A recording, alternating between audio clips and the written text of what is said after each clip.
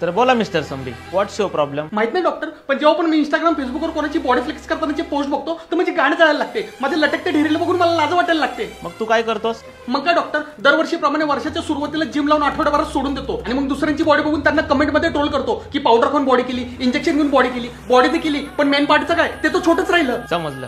त्या डिस्कडे बघ, म्हणजे तुला हलकी हलकी झोप येईल.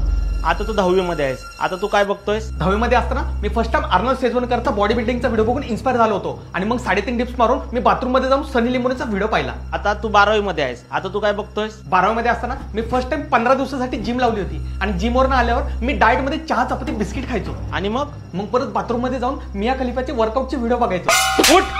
काय झालं डॉक्टर? तुझी बॉडी कधीच नाही बनू शकत. असं नका बोलू डॉक्टर, किती दिवस असेल लटकले ढेरी आणि छाती घेऊन फिरणार आहे. आता तर मित्र पण येता जाता पिचू पिचू करून माझी छाती दाबून माझा विनभंग करायला लागले. सगळे बोलतात तू बनियान नाही ब्रा घालत जा. अरे नाही होऊ शकत बाबा काही. प्लीज डॉक्टर असं नका बोलू.